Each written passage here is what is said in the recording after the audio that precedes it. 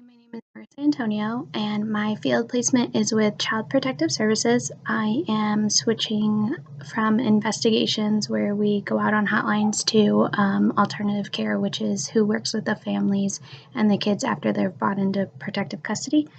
And so, two key characteristics of the organizational culture at my placement. The first one I would say is that it's a strengths-based approach. So we recently switched from using like a checklist style perspective to signs of safety, which is working closely with the family and focusing on their strengths. This kind of ties along with meeting people where they're at. You use the tool to identify and build on the strengths of the family.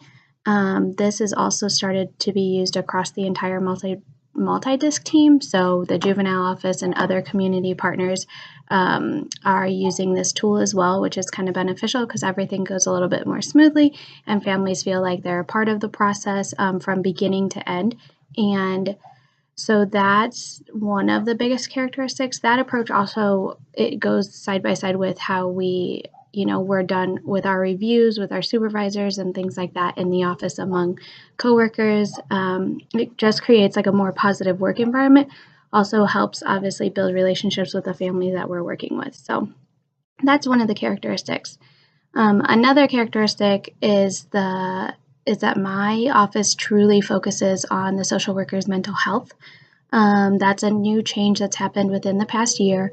The workers have started a club that focuses solely on building relationships within the office and maintaining positive mental health. So there are monthly themed lunches that include foods and games. The supervisors, the county managers, all those people attend those meetings, and they're very supportive that all the workers take the time to attend the meetings.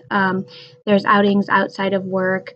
There's just in general like an encouragement to take mental health days if you have a really hard caseload or anything. They're very supportive of you taking a day to like gather and make sure that you're in a healthy place. All of that is done completely without penalty during any of the unit outings, any of the office lunches. Like we're very encouraged to go to them. And then the leadership team, along with ties in with that, they're always looking for ways to better like support the worker and reduce their stress level. So recently they came up with new ways to organize caseloads to help with timelines and things like that to help make sure that workers recognize that they're doing a good job and also that they are on track and that things are going well. So those are the two of the characteristics that I would identify.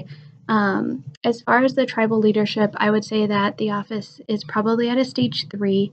I think that they're working really hard towards a stage 4 with these recent changes and creating just a healthier work environment, but there's still plenty of room to grow. I think that there's a little bit of competitiveness as far as, the workers themselves and supporting what you're doing, what each other are doing with their families instead of just like what they are doing themselves with their families. And that goes for supervisors too. I think sometimes supervisors think that they know the best way to work with a family. And so I think that it's continuing to work towards just supporting the worker and what they're doing with the family. So that's where I would think we were at. Thanks.